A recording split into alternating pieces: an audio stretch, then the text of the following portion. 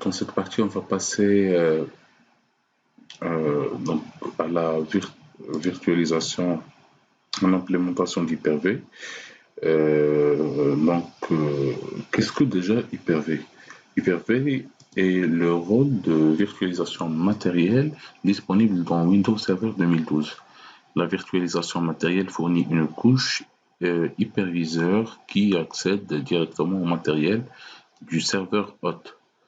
Le système d'exploitation hôte et tous les autres ordinateurs virtuels exécutés sur l'hôte accèdent au matériel via la couche hyperviseur. Ce terme s'oppose aux produits de virtualisation logicielle tels que Microsoft Virtual Server 2005 R2 qui utilisent le système d'exploitation du serveur de virtualisation pour accorder un accès indirect au matériel du serveur. Donc, vous pouvez déployer Hyper-V sur un ordinateur qui exécute Windows Server 2012 à l'aide de l'assistant ajout de rôles et de fonctionnalités. Vous pouvez configurer Windows Server 2012 en tant que serveur de virtualisation à l'aide du rôle Hyper-V. Windows Server 2012 peut ensuite héberger des ordinateurs virtuels invités qui exécutent des systèmes d'exploitation pris en charge. Vous pouvez gérer l'administration des ordinateurs virtuels en local à l'aide de Windows PowerShell ou vous pouvez gérer cette administration à distance via la console gestionnaire Hyper-V.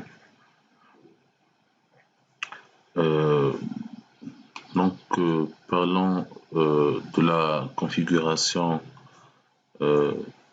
matérielle requise pour Hyper-V. Le serveur sur lequel vous prévoyez d'installer le rôle Hyper-V doit présenter la configuration matérielle suivante. Il doit avoir une plateforme 64 bits qui prend en charge la virtualisation d'assistance matérielle et la prévention de l'exécution des données matérielles. Le serveur doit avoir une capacité de processeur suffisante pour répondre aux exigences des ordinateurs virtuels invités. Un ordinateur virtuel hébergé sur Hyper-V dans Windows Server 2012 peut prendre en charge jusqu'à 64 processeurs virtuels. Le serveur doit avoir suffisamment de mémoire pour prendre en charge l'ensemble des ordinateurs virtuels qui doivent s'exécuter simultanément et pour exécuter le système d'exploitation Windows Server 2012 hôte. Le serveur doit avoir au moins 4 gigaoctets de RAM. Un ordinateur virtuel hébergé sur Hyper-V dans Windows Server 2012 peut prendre en charge au minimum 2 teraoctets de mémoire vive. La RAM bien sûr. Les performances du sous-système de stockage doivent répondre aux exigences d'entrée-sortie des ordinateurs virtuels invités, qu'il s'agisse d'un déploiement en local ou au sein de réseaux de stockage, le SAN qu'on a déjà vu. Vous devez peut-être placer différents ordinateurs virtuels sur des disques physiques distincts ou vous devez peut-être déployer les disques, que ce soit des disques SSD, des disques SSD hybrides ou une combinaison de ces technologies. Le serveur doit aussi avoir des cartes réseau du serveur de virtualisation qui doivent pouvoir répondre ou bien prendre en charge le débit de réseau nécessaire aux ordinateurs virtuels. Vous pouvez améliorer les performances réseau en installant plusieurs cartes réseau et en utilisant plusieurs cartes d'interface réseau. Alors, concernant le matériel des ordinateurs virtuels, les ordinateurs virtuels comportent par défaut le matériel simulé suivant: un BIOS qui simule le BIOS d'un ordinateur, sur un ordinateur autonome, vous pouvez configurer plusieurs paramètres relatifs au BIOS et vous pouvez procéder de même sur un ordinateur virtuel. Aussi, elle doit simuler la mémoire. Vous pouvez allouer jusqu'à 1 teraoctet de ressources mémoire à un ordinateur virtuel individuel.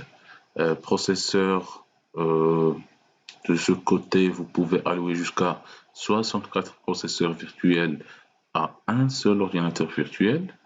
Et le contrôleur IDE, un ordinateur virtuel peut uniquement prendre en charge 2 contrôleurs IDE et par défaut, 2 de ces contrôleurs sont alloués à chaque ordinateur virtuel. Chaque contrôleur IDE peut prendre en charge 2 périphériques. Vous pouvez connecter les disques durs VHD ou des lecteurs DVD virtuels à un contrôleur IDE si l'ordinateur virtuel démarre à partir d'un disque VHD ou d'un lecteur DVD. Le périphérique de démarrage doit être connecté à un contrôleur IDE. Vous devez utiliser les contrôleurs IDE pour connecter des disques VHD et les lecteurs DVD à des ordinateurs virtuels qui utilisent un système d'exploitation qui ne prend pas en charge les services d'intégration. Donc, premier point, contrôleur IDE1 permet de déployer des disques durs virtuels et des lecteurs DVD supplémentaires sur l'ordinateur virtuel. Deuxième point, le contrôleur SCSI. Vous pouvez utiliser ce contrôleur uniquement sur des ordinateurs virtuels dont les systèmes d'exploitation prennent en charge les services d'intégration. Troisième point, les cartes synthétiques. Donc, les cartes réseau synthétiques représentent des cartes réseau d'ordinateur. Vous pouvez uniquement utiliser les cartes réseau synthétiques avec les systèmes d'exploitation pris en charge par les ordinateurs virtuels invités. Un COM1 permet de configurer une connexion via un canal nommé. COM2 permet de configurer une connexion supplémentaire via un canal nommé. Le lecteur disque permet de mapper une image de disquette virtuelle à un lecteur de disque virtuel.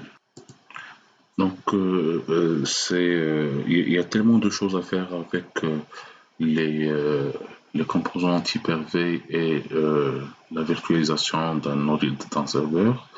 Donc, j'ai cité les plus importants et on passe à la partie suivante pour ne pas en faire trop. Je passe à la configuration de mémoire dynamique. Dans la première version d'Hyper-V avec Windows Server 2008, vous pouviez attribuer uniquement une quantité statique de mémoire aux ordinateurs virtuels, à moins que vous n'ayez pris des précautions spéciales pour mesurer les quantités précises de mémoire requises par un ordinateur virtuel. Il est probable que vous ayez sous-alloué ou suralloué de la mémoire. La mémoire dynamique a été introduite avec Windows Server 2008 R2, Service Pack 1. Avec cette mémoire dynamique, vous pouvez allouer une quantité de mémoire minimum à un ordinateur virtuel, autoriser l'ordinateur virtuel à demander de la mémoire supplémentaire si besoin,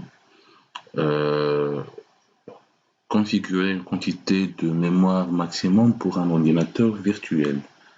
Ainsi, grâce à la mémoire dynamique, vous n'avez plus besoin de deviner la quantité de mémoire nécessaire pour un ordinateur virtuel. Au lieu de cela, vous pouvez configurer Hyper-V de sorte que l'ordinateur virtuel se voit allouer autant de mémoire que nécessaire.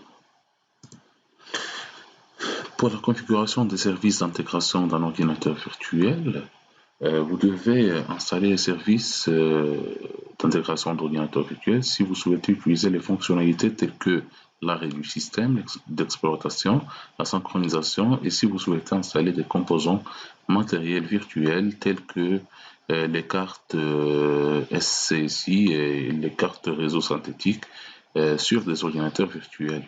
Les systèmes d'exploitation invités d'ordinateurs virtuels qui sont pris en charge par Hyper-V et qui peuvent utiliser les services d'intégration sont les suivants: Windows Server 2012, Windows Server 2008 R2 Service Pack 1, Windows Server 2008 avec Service Pack 2, Windows Server 2003 R2 Service Pack 2. Windows Home Server 2011, Windows Server 2012. Donc, il y a une panoplie de systèmes d'exploitation. J'en cite aussi pour le Linux Red Hat, entreprise Linux version 6.0, 6.2, aussi Windows 7 et même Windows XP Service Pack 3.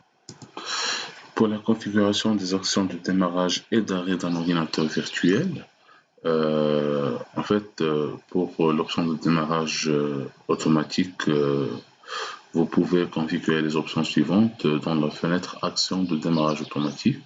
Donc, aucune, si vous voulez que l'ordinateur virtuel ne démarre pas automatiquement au démarrage du serveur qui exécute Hyper-V, même si l'ordinateur virtuel était à l'état d'exécution lorsque le serveur était arrêté. Vous pouvez choisir démarrer automatiquement s'il était en cours d'exécution lors de l'arrêt du service, c'est-à-dire l'ordinateur virtuel redémarre s'il était en cours d'exécution lorsque le serveur exécutant Hyper-V a reçu une commande d'arrêt ou si l'ordinateur virtuel était en cours d'exécution lorsque le serveur a été mis hors tension suite à une panne. Une troisième chose, vous pouvez choisir l'option toujours démarrer cet ordinateur virtuel automatiquement. Donc là, l'ordinateur virtuel démarre systématiquement au démarrage du serveur exécutant Hyper-V. Pour les options d'arrêt automatique, vous pouvez configurer les options suivantes. Toujours dans la fenêtre Action d'arrêt automatique. Premièrement, vous pouvez enregistrer l'état de l'ordinateur virtuel. Cette option enregistre l'état actif de l'ordinateur virtuel sur le disque, y compris la mémoire, lorsque le serveur reçoit une commande d'arrêt. Vous pouvez désactiver l'ordinateur virtuel. L'ordinateur virtuel est désactivé lorsque le serveur reçoit une commande d'arrêt. Des données peuvent être perdues lorsque cela se produit. La troisième option, c'est arrêter le système d'exploitation invité. Donc l'ordinateur virtuel est arrêté de façon normale lorsque le serveur reçoit une commande d'arrêt. Cette option est disponible uniquement si les composants des services d'intégration sont installés sur l'ordinateur virtuel. Passons au contrôle des ressources Hyper-V. Donc le contrôle des ressources vous permet de suivre l'utilisation des ressources d'ordinateurs virtuels qui sont hébergés sur des serveurs Windows Server 2012 où le rôle Hyper-V est installé. Grâce au contrôle des ressources, vous pouvez mesurer les paramètres suivants sur des ordinateurs virtuels Hyper-V individuels.